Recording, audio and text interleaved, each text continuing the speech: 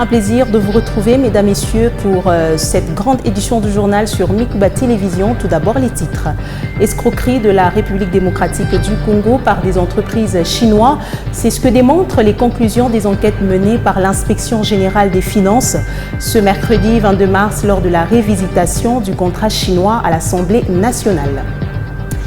Puis au Nord Kivu, Willy Nyamitwe, chef de la délégation des membres du Conseil de sécurité de l'Union africaine, a émis le vœu de voir la violence à l'est de la RDC s'arrêter pour le développement de ce grand pays au terme d'une mission d'un jour dans cette partie du pays. Puis là-bas, le patron de la ville de Kolwezi, Jacques Massengo, a effectué une visite d'inspection qui a débuté au cimetière Sapin 2 et 1 pour chuter à l'abattoir public ce mercredi 22 mars en vue de relancer les travaux de construction et réhabilitation de ces patrimoines de la mairie de Kolwezi. Mesdames, Messieurs, vous êtes les bienvenus. Le développement, c'est dans un instant.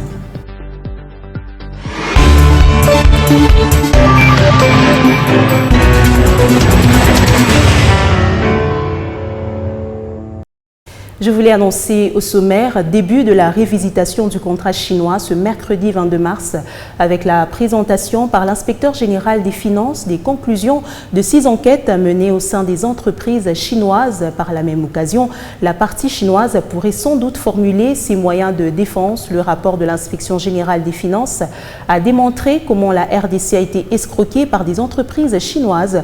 Plusieurs personnalités politiques ont été indexées d'une manière ou d'une autre et au cours de la plénière convoquée mardi 21 mars 2023 au Palais du Peuple pour l'adoption du projet de calendrier de la session ordinaire de mars 2023 et la répartition des matières en commission. Christophe Mbosso a martelé sur le fait que la République sera rétablie dans ses droits à l'issue de cette démarche. Extrait ici de ses propos choisis par notre correspondant depuis Kinshasa, Félix Matoudi. Au cours de cette session, des contrats signés entre l'État congolais et certains partenaires feront l'objet de contrôles parlementaires, tels que le contrat chinois et tant d'autres. Je voulais que vous reteniez ça, que dans les jours à venir, nous allons nous investir. Parce que cette mauvaise gouvernance prive l'État congolais de recettes indispensable pour le développement du pays. S'agissant de la loi de concession minière, il faut que le code minier soit strictement respecté par les entreprises du secteur. Tant que ce n'est pas respecté, tant que l'État congolais ne trouve pas ce droit, nous sommes dans l'obligation de revoir tous ces contrats qui apparaissent comme des contrats léonins. En bref et en images, la Cour constitutionnelle vient de rendre son arrêt en faveur du gouverneur Théo Ngouabidje Kassi dans le dossier qui l'opposait à l'Assemblée provinciale du Sud Kivu. Il est désormais rétabli dans ses fonctions de gouverneur de cette province. Aussi, la Cour constitutionnelle a pris acte de la déclaration du patrimoine familial à l'entrée des fonctions de chaque membre du gouvernement congolais. Autre chose, en mission de travail de 48 heures à Kinshasa, la délégation du Conseil de paix et de sécurité de l'UE a rencontré mardi une délégation des membres du gouvernement conduite par le vice-premier ministre, ministre des Affaires étrangères. Au menu, la situation sécuritaire dans l'est du pays, surtout l'agression rwandaise sous label du M23. Cette structure de l'UA réaffirme son engagement de préserver la souveraineté de la RDC pour son développement socio-économique. Le gouvernement souhaite que cette visite soit une occasion pour le CPS de proposer des solutions africaines aux problèmes africains. Reportage ici de la cellule de communication du ministère des Affaires étrangères. C'est un face-à-face décisif, une occasion que le gouvernement congolais attendait depuis septembre dernier. La délégation du Conseil de paix et de sécurité de l'Union africaine est à Kinshasa dans une mission de 48 heures pour palper les réalités de terrain. Le chef de la délégation, Willy Nyamitwe félicite le président de la République, Félix Antoine Tshisekedi Tshilombo, qui privilégie la voie diplomatique pour la résolution de la crise. Le Conseil de paix et de sécurité de l'Union africaine réaffirme son engagement de préserver la souveraineté de la République démocratique du Congo pour son développement socio-économique. Elle salue au passage le pas franchi tout en condamnant les actes de barbarie et appelle à la cessation des hostilités. Christophe Lutundula Palapena Pala, vice-premier ministre, ministre des Affaires étrangères et de la coopération internationale, qui avait à ses côtés le ministre de la Défense nationale et le vice-ministre de l'Intérieur, a au nom du gouvernement congolais apprécié la présence de cette délégation à Kinshasa alors qu'il faisait l'état des lieux. Le gouvernement congolais souhaite que cette visite soit une occasion pour le CPS de se faire sa religion et de proposer des solutions africaines aux problèmes africains. Un mémorandum du gouvernement congolais qui reprendra ses attentes sera remis à la délégation de l'Union africaine. La délégation représentée par le représentant permanent du Burundi à l'Union africaine, Willy Nyamitwe, sait ce qu'attend la République démocratique du Congo. La mise en œuvre des mécanismes de Luanda et de Nairobi reste d'actualité et est très attendue par les populations de la République démocratique du Congo. La condamnation du Rwanda doit être effective pour rétablir et sauvegarder les valeurs africaines. Sur ce même chapitre, la violence à l'est de la RDC doit cesser pour le développement de ce grand pays et de l'Afrique. Sont là les propos de l'ambassadeur burundais Willy Nyamitwe, chef de la délégation des membres du Conseil de sécurité de l'Union africaine, après une visite effectuée au camp de déplacés de Kanyaruchinya au terme d'une mission d'un jour au Nord Kivu. Les détails, c'est dans cet élément de notre correspondant depuis le Nord Kivu, Patrick Kassialoua. Une importante délégation du Conseil de paix et de sécurité de l'Union africaine est arrivée l'après-midi de ce mardi 22 mars à Goma. L'équipe d'avance de cet organe décisionnel permanent de cette organisation panafricaine a d'abord rencontré le conseiller spécial en charge de l'intérieur du gouverneur militaire Constant Dima, le général Dani Akbar au gouvernorat de province. Selon le conseiller politique principal de l'Union africaine, Amir Idriss Abdurrahman, le but de cette mission est notamment de palper du doigt la situation humanitaire et sécuritaire qui prévaut dans cette partie du pays. Outre sur les récents développements politiques et sécuritaires, mes discussions avec les services du gouvernorat ont porté sur la visite du Conseil paix et sécurité de l'Union africaine en République démocratique du Congo. En raison de la situation sécuritaire et humanitaire extrêmement préoccupante dans cette partie de la région, il était du devoir de cet organe de venir s'imprégner de la réalité sur le terrain. Voilà pourquoi j'ai été dépêché auprès du gouvernorat pour venir d'une part leur réserver la primaire de cette information et d'autre part solliciter leur soutien ainsi que leur appui pour que cette mission de haut niveau et éminemment politique puisse se dérouler dans les meilleures conditions. Nous osons espérer qu'à travers cette visite, la population de Goma puisse sentir que l'Union africaine n'est pas indifférente. Une séance de travail a eu lieu plus tard ce 22 mars entre la partie gouvernementale dont le gouverneur militaire Constant Dima et celle de l'Union africaine. C'était là un reportage rendu par Louise Fatou dans cette même partie du pays. Après sa prise de fonction lundi dernier, le nouveau commandant du secteur opérationnel Sokola 2, le général-major Clément Bitangalo, a réuni ce mercredi 22 mars les commandants de grandes unités sous sa juridiction. Objectif, donner des nouvelles orientations pour mettre fin à l'activisme des terroristes du M23 et leurs alliés de l'armée rwandaise, déclare le lieutenant-colonel Njike Kaiko Guillaume, porte-parole Sokola 2. Autour de la table, le nouveau commandant du secteur opérationnel Sokola 2, le général-major Clément Bitangalo, avec les commandants de grandes unités en présence de son adjoint, le général de brigade Alain Ilunga. C'était question de donner de nouvelles orientations après sa prise de fonction, a martelé le lieutenant-colonel Njike Kaiko Guillaume, porte-parole Sokola 2. Le patron du secteur opérationnel Sokola 2 et toute son équipe restent déterminés à mettre fin à l'aventure de la coalition M23 armée rwandaise et ainsi restaurer la paix dans cette partie du pays. Il était très important pour lui de réunir les commandants de toutes les grandes unités déployées dans sa juridiction contre l'activisme de M23 et leurs alliés de RDF. Donc il est question pour lui de donner des nouvelles instructions pour le travail, mais aussi et surtout savoir qu'est-ce qui n'a pas fonctionné et pour qu'on puisse repartir de nouveau avec un nouveau souffle, mais surtout avec des objectifs très clairs qui sont ceux de ramener la paix dans notre zone de responsabilité, mais aussi, comme le dit toujours le commandant secteur, que notre population puisse rentrer dans son milieu naturel. Soulignant que le général-major Clément Bitangalo et son adjoint Alain Ilunga ont tous pris leurs fonctions lundi, en remplacement de l'équipe du général des brigades, Rabi Moyo.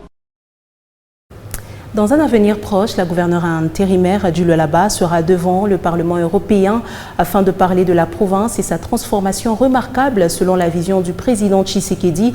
C'est ce qui ressort de l'entretien qu'elle a eu avec l'émissaire de l'institution législative du vieux continent en séjour à Kolwezi. Guillaume de Boudjari a remis l'invitation officielle à la chef de l'exécutif provincial. Les détails, c'est dans ce reportage.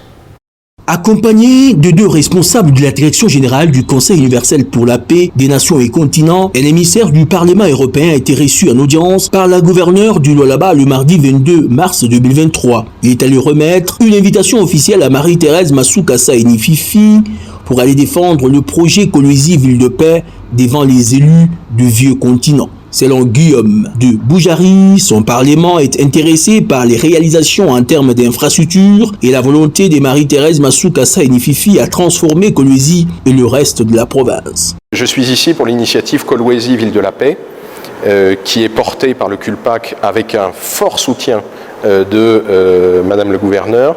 Son Excellence est très impliquée pour la cause de la paix, pour la construction de la province, toutes ces actions en faveur du développement des infrastructures, des constructions de la province. Oui, c'est à mon avis ce qu'il y a de plus notable dans sa gestion. Le fait de vouloir développer économiquement, de vouloir développer les infrastructures de la province et d'en faire autre chose qu'une province exclusivement minière. Oui, ça me semble être l'aspect le plus positif de sa gestion. Daniel Santou, directeur général du Conseil universel pour la paix des nations et continents, a placé également quelques mots d'encouragement à la gouverneure Massou-Kassa Enififi pour ses efforts énormes dans l'amélioration des conditions de vie de la population selon la volonté politique du président Tshisekedi Tshilombo.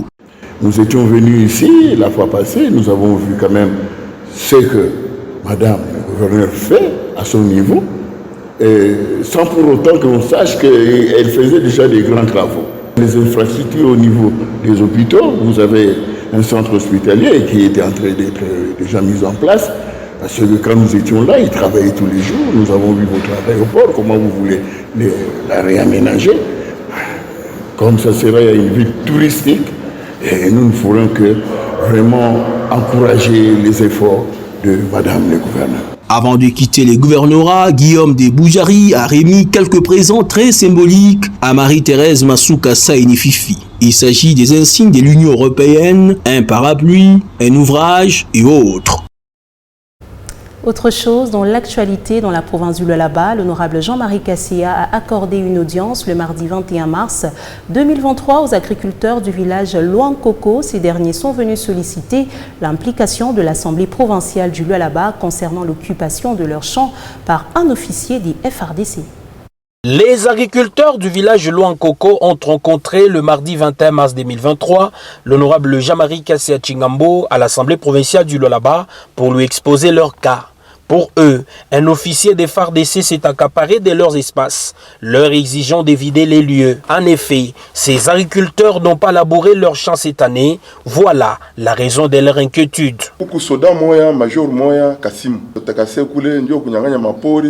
Il y a un major de l'armée qui nous tracasse ici jusqu'à ravir nos champs. Il y a 2 fois où il se présente ici avec le jeep des militaires.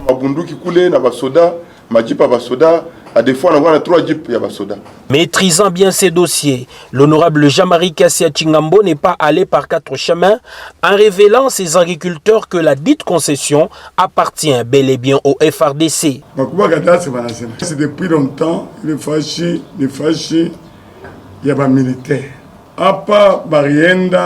Le responsable du service de cadastre explique bien que cette place appartient aux militaires depuis l'époque de M. Laurent Désiré Kabila. Le major dont vous me parlez, c'est lui le responsable de cette concession militaire. Pour les Kassim Monataï, je suis responsable de site. Toutefois, l'élu de Kolwezi a promis à ses agriculteurs d'organiser dans le tout prochain jour une séance de travail avec le responsable du service des cadastres pour savoir où se limite la concession des FARDC.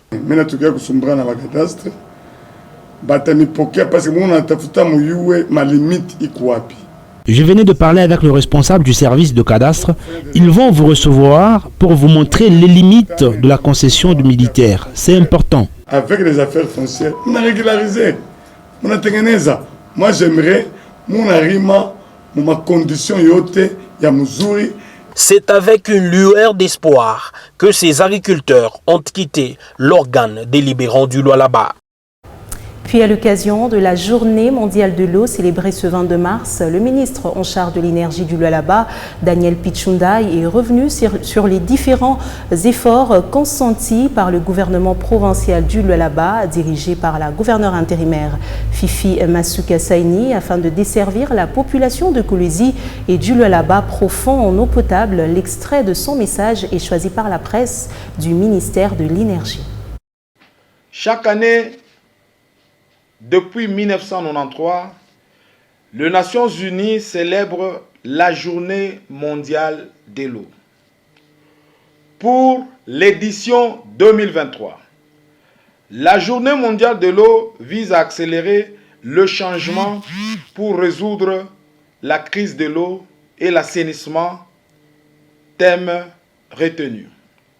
Dans notre chère province du Lualaba, sous le leadership de la vaillante gouverneure Fifi Masuka Saini, les orientations ont été données à notre ministère afin d'établir un plan d'action pour assurer une desserte équitable en eau potable à toutes nos populations.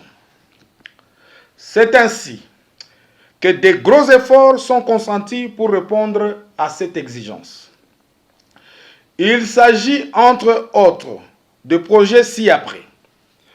L'installation de 4 unités de traitement d'eau containerisées de 800 mètres cubes, dont 2 sur le site du lac Kabongo et 2 autres sur le site Katebi.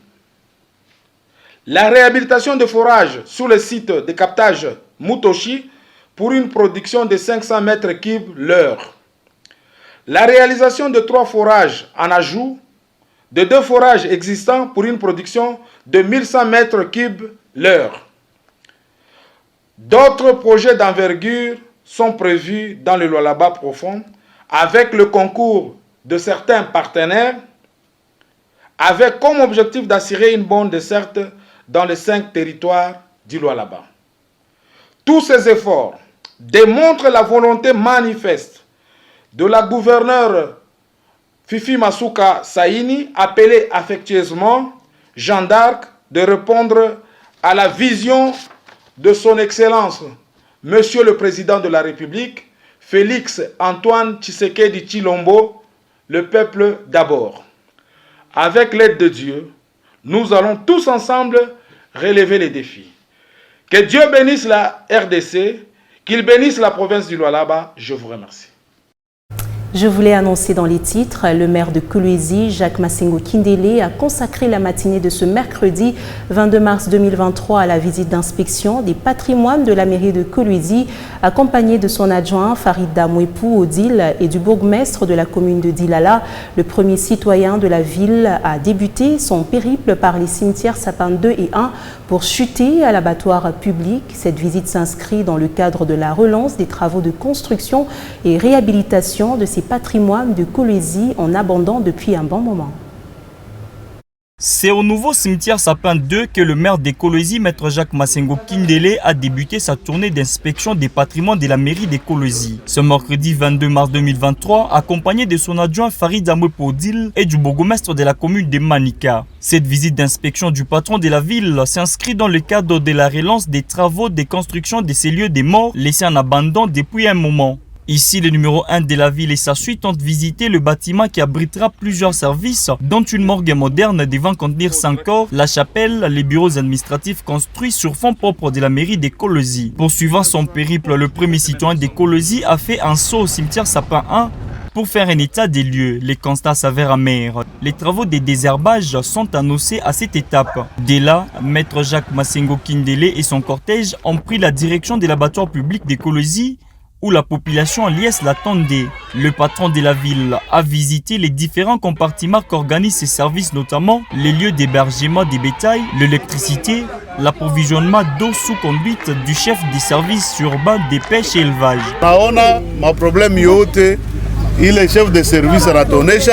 Nous venons de prendre connaissance de tout le problème qui vous dérange ici à l'abattoir.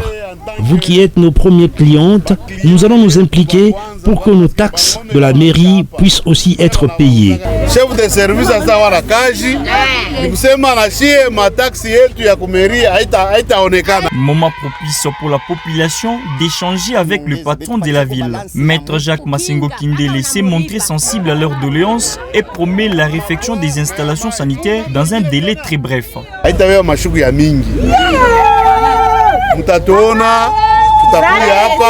Dans peu de temps, nous allons revenir pour faire ce qu'il nous faut faire à notre niveau.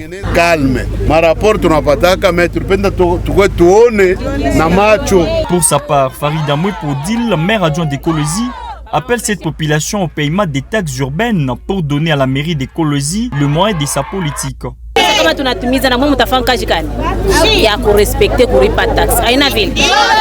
Payez vos taxes pour nous permettre de venir faire ce que vous nous demandez. Nous sommes là pour vous.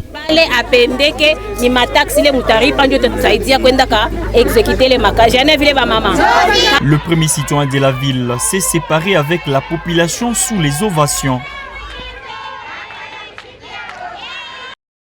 Parlons à présent de l'opération d'identification et enrôlement des électeurs dans la deuxième ère opérationnelle après expiration ce mardi 21 mars de la deuxième prorogation de 10 jours accordée par la CENI aux requérants non encore enrôlés. La CENI est en phase de traitement des contentieux qui consiste à régulariser tout cas de plainte enregistré lors de cette opération. Néanmoins, elle accorde une dernière chance aux personnes non encore enrôlées de se présenter dans les centres d'inscription munis des jetons pour obtenir leur carte d'électeur. Suivez ici les détails avec Jean-Paul Chikin, secrétaire exécutif de la CENI Lualaba, dans ses propos recueillis par Michael Mutula et John Wema. Je pense que les choses évoluent très bien, malgré les difficultés que nous rencontrons par-ci par-là, vous-même vous êtes au courant. Il y a le problème des pannes, par exemple dans la ville de Kolwezi, et quelques centres aussi de Muchacha. À chaque fois qu'il y a panne, on appelle et les opérateurs de séjour, les contrôleurs techniques territoriaux prennent les kits, ils l'amènent ici, parce qu'ici nous avons les techniciens Mirou qui nous ont fabriqué ces machines qui sont ici. Ce sont eux qui prennent en charge les kits qui tombent en panne. La procédure dit que les derniers jours, à partir de 17 h, il faut distribuer les jetons à tous ces requérants qui sont en file d'attente. Et c'est ce que nous avons fait. Et ces requérants, on va les récupérer au fur et à mesure. Qu'ils soient 500, 200, 300, 400, il faut les récupérer tous, parce que nous avons besoin des électeurs. Cependant, nous débutons la période des contentieux, qui doit faire à peu près 7 à 14 jours. Et pendant cette période, il y a marche qui nous permet de récupérer tous les requérants qui n'ont pas été enrôlés. L'entreprise Afrixmark, œuvrant dans l'ingénierie biomédicale spécialisée dans le service de maintenance et de consultation, a fait un don des glucomètres aux diabétiques de l'hôpital de référence Mwangeji et ceux du centre de référence Kasulo ce mercredi 22 mars. Ces appareils permettront aux malades de se dépister du jour au jour pour connaître leur évolution de maladie. Reportage de Sarah Sompo et de la cellule de Sarah Sompo tout simplement. Devant le représentant du médecin général des références Mwangeji, l'entreprise Afrixmark a remis à chaque malade son appareil. Cette œuvre qui n'est pas politisée est faite pour soutenir les diabétiques, explique Andy Mbungu, représentant du patron d'Afrixmark. Nous avons dit que nous allons aussi apporter notre part à la pierre pour ce qui est des diabétiques en leur offrant des appareils de glucomètre ainsi que des tigettes pour aider à ceux qui sont diabétiques de pouvoir se prendre en charge par rapport à leurs soins. Après cette étape, la délégation s'est rendue au centre de référence Kasulo pour le même geste. Papa Augustin. Papa Félix. Un don qui a touché les malades qui se sont exprimés via les médecins. J'attends des fleurs à l'entreprise pour ce geste très louable, surtout que c'est dans le milieu de Kasulo où la majorité de la population n'a pas assez de moyens malgré qu'ils sont diabétiques. Au nom de ces collectifs, je dis merci au labo Afrimark pour un bon sens d'amour. C'est ce que nous voulions depuis de tout ce temps-là. Heureusement qu'il lui est venu nous soutenir avec l'appareil de mesure. Entreprise d'ingénierie biomédicale spécialisée dans les services de maintenance et de consultation Afrixmark est non seulement basée à Kolwezi, mais aussi à Lubumbashi dans la province du Haut-Katanga et à Kinshasa, capitale de la RDC. En société, plus de 80 cultivateurs du village Mukoma au Lualaba doivent être indemnisés par l'entreprise Chemaf depuis 2021 selon une convention obtenue alors entre les deux parties. Malheureusement, jusqu'à aujourd'hui, ces derniers n'ont jamais reçu leur part. D'après leur témoignage, l'entreprise Chemaf est régulièrement indexée dans des cas semblables et elle s'illustre par des promesses non réalisées. Elle a en outre érigé une clôture qui renferme les champs des habitants, barrant ainsi l'accès à leurs concessions. Les propriétaires des champs ont fait entendre leur voix à la caméra de Mikuba Télévision. Les revendications des cultivateurs du village Mukoma se résument en ces termes. Revendication yetu ni juu ya bongo. Bongo tunakuwa kuna société chez Chemaf na guidé par monsieur Gilbert. Bongo bunapita depuis kupima mashamba. Nous revendiquons nos droits aujourd'hui parce que l'entreprise Chemaf et M. Gilbert ne font que nous mentir concernant notre indemnisation. Depuis que nous étions notifiés en août 2022 pour recevoir notre enveloppe, jusqu'à aujourd'hui, rien n'est fait.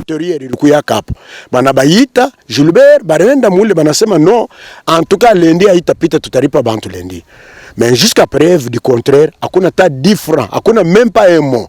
Mis à part les promesses non tenues par l'entreprise Chemaf, des cas de viol et d'agression seraient enregistrés.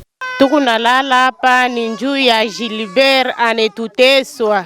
Anasema mushipime kurima ule atarima enangaika bule. Ils nous ont interdit de continuer avec nos activités champêtres afin d'être indemnisés. Mais depuis 2021, aucune suite. Pour récolter nos produits champêtres, nous sommes violés et tracassés par les envoyés de M. Gilbert. Kwenda mu mashamba kwenda kuchuma nsombe babo ba mobile benakia kuituviole. Atutumike hata kuchuma nsombe mamioko njo kusema mamioko yote banetui bayo. Depuis le 13 mars, Ces cultivateurs passent nuit à la belle étoile pour freiner l'évolution des travaux de construction d'une clôture amorcée par Chemaf. Ils érigent cette clôture pour qu'on n'ait plus l'accès à la concession, raison pour laquelle nous passons nous ici pour leur exiger notre indemnisation. C'est par ici que s'arrête cette grande édition du journal sur Mikuba Télévision. Mesdames, Messieurs, au revoir.